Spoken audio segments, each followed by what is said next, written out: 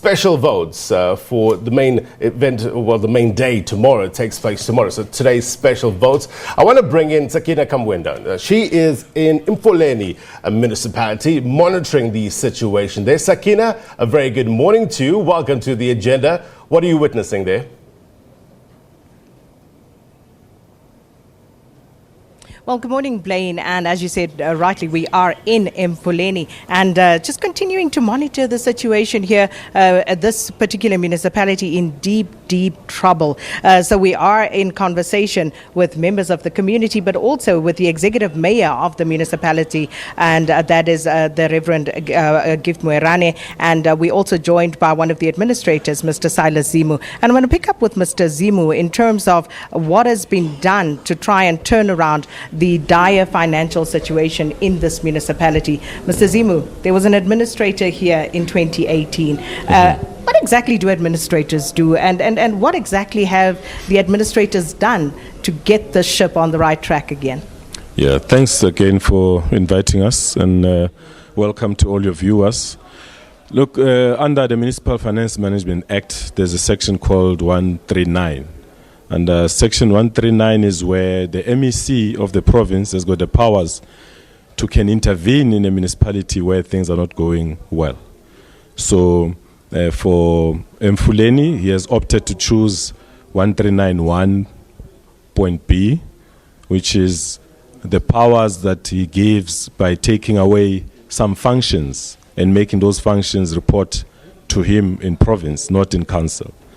So what MEC Maile has done, he has taken finance, he has taken supply chain management and basic services to report to him. And as such, he has provided team leaders, one for finance, one for supply chain, one for basic services, with a lead administrator who is a DDG in his office in province. That's basically the function of what the administrators will be doing. Take over those functions, run them 100% without any interference from the local government. So what is the current financial liquidity situation of Emfuleni Municipality, given that the last I checked, you did not submit financials for audit to the Auditor General in 2019? So what's currently happening with the financial position? Look, the biggest challenge that we found is that the liabilities are more than the assets, and no business survives in any form if you have liabilities that are more than your assets, especially in an environment where you are selling something, you're putting up a markup, and you've got the biggest creditors. You've already mentioned Eskom, Rand Water. There's a lot of suppliers that are fighting for their money, taking the municipality to court. So the financials are really dire. So we need to come up with a turnaround strategy that will ensure that the metering is working properly. People are able to buy. The vending points are adequate. People don't drive long distances to get to vending points. The large power users pay Emfuleni directly instead of some having won in court to pay directly to Eskom. That's a lot of money that Emfuleni needs for other services. So I think that judgment of the court has to be fought, because it's not only bad for Emfuleni, it's bad for all other municipalities. Let's talk about that metering system, because you had a supplier back in 2013, and that contract was going to be worth in the region of 492 million rand. No meters were installed. And that supplier has subsequently taken this municipality on to try and have your bank accounts basically attached. What happened? How do you get into an agreement, midway decide you're not going through with it, and now you're stuck with this mess? Look, a good question. Apparently, and deliberately so, apparently, because we're still also investigating that one, there were about 6,000 meters installed. They were vending, and for some reason after those years that they've started, the contract was then terminated. Initially, the company wanted a settlement of about 30 million rands, which an agreement was never reached. And for some reason, the company went to the High Court and got a default judgment without Emfuleni having had a representative, legal representative. So the projections of what led to the 492 million are actually based mostly on the projected losses that the company predicts that they would have lost. And the judge gave it to them that Emfuleni has to pay the 492 million. Which you obviously don't have. With interest of about 120,000 rands per day. Which you don't have. Which we don't have. So we have taken a decision to rescind the decision. We've been given a date of the 23rd of November, and that's the legal process that Emfuleni has had to follow.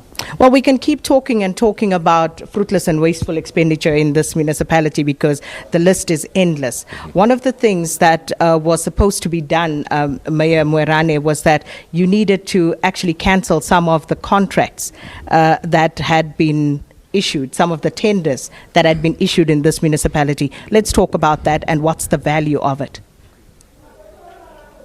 I think I would ask I'll just ask you to take the mic, please. my administrator on that because he works on the finances on that matters. However, that's a reality. Let me start on this point that according to Auditor General's report, there are contractors actually that we have to really phase out in this municipality, and that process has started well. How many of them? The numbers, when I arrived here, there were really about 400 to 5. But there were sometimes not necessary contractors doing work. They were waiting. They call them as and when they are needed. But we agreed that let's take them out so that then the workers who are employed to do the job should do the job, not the contractors. So that is a position that we have taken. We have workers employed here. We are running short of around 324 general workers that we must employ. Let's employ those people, but the finance, until we are stable financially, then the administrator in finance should assist us actually to have that credible budget that can absorb that team that we need. Because unless we do that, we'll keep relying on contractors. But the position is that province is actually affording us the attorneys who will help us to rid off from our books these contractors so that we remain with what we need. Currently, what we had before was really taking resources away from the municipality. So now the position is that let's insource our services. Let's have actually people working in the cemeteries, cleaning the cemeteries, cutting the grasses. We should have people working, doing that job as their daily job, not actually employing somebody to cut the grass in our parks and cemeteries and so on. So that is a position that we have taken. So Mr. Zimu, as a specialist in that role, they are the ones who are helping us to clean that department. Right. I'll tell you what, we're going to have to hand back to studio, but we're going to do that. We're going to continue with this particular broadcast because, Mr. Zimu, there's a lot to answer to. There are so many projects that are incomplete in this municipality. Yep. And speaking of those contractors who've been paid millions of rands and looking at where they haven't delivered and what you have actually done to try and recuperate taxpayers' money, because you've also done some inquiries as the municipality yourself, which was, again, very scathing, very daunting in terms of the sort of finances and monies that this municipality lost. So what have you done to recuperate that, and how are you going to move forward? And we haven't even touched on the issues of raw sewer spillage. We know the South African National Defence Force was sent into this municipality to try and deal with that problem. What happened? Because as we saw this morning, it is as it was a few years ago. So the stench, unbearable. The dirt, as you drive around, it is just totally unacceptable to expect human beings to actually live in these sort of squalid conditions. And this is why you have the people, and especially the youth of this municipality, up in arms, Blaine. So with that, it's back to you.